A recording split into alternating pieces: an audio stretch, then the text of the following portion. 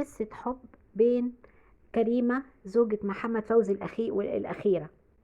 ازاي اتعرفت كريمة على محمد فوزي لأول مرة؟ السلام عليكم ورحمة الله وبركاته. تحكي كريمة زوجة محمد فوزي الأخيرة إن فوزي كان فتى أحلامها في فترة ثانوي، وبعد ما فازت بلقب فاتنة المعادي قامت ببطولة فيلم حلاق السيدات، وطلب منها عبد الوهاب وفريد الأطرش إن هي تقوم ببطولة أفلامهم هما الاتنين الجاية. وكانت بالفعل هتوافق على عرض فريد، لأن عبد الوهاب حذرها وقال لها أنا عايز أطلعك بطلة، لكن فريد هينزلك لتحت.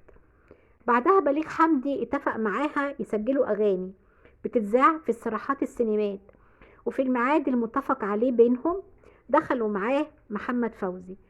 اتسمرت مكانها وما اتكلمتش ولا كلمة، وظلت تبصله مدهوشة، حتى رحل فوزي افتكر منه ان هو غير مرغوب فيه.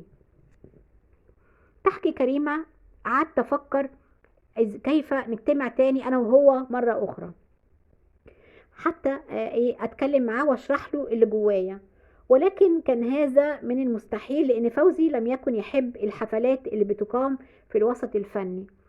لحد ما حالفها الحظ ووجدت صديقتها مريم فخر الدين بتتصل بيها بتدعيها على لحفل عيد ميلادها، فطلبت منها ان هي تدعوه اولا، وفعلا استجابت لرغبتها، وعرفت منها بعد ذلك ان هو سألها عن المدعوين، وعرف ان هي كريمة من بين المدعوين، فوافق على الحضور.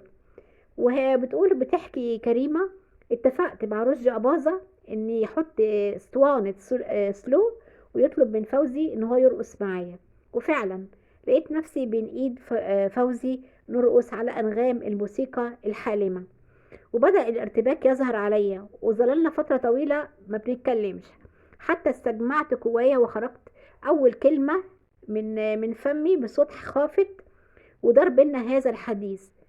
بتقوله انت ليه ما اتجوزتش؟ بيقول لها لاني لازم اتجوز من انسانة ليست من الوسط الفني، شعرها اصفر وعيونها زرق وطويلة، واول حرف من اسمها كاف. قالت له تقصد كريمة؟ بيقول لها ايه، تقبلي تتجوزيني؟ وفي هذه المدة كانت بتستنى تمر الايام العدة، لانها كانت متجوزة قبل كده، فكانت مستنية تمر ايام العدة عشان تعقد قراننا.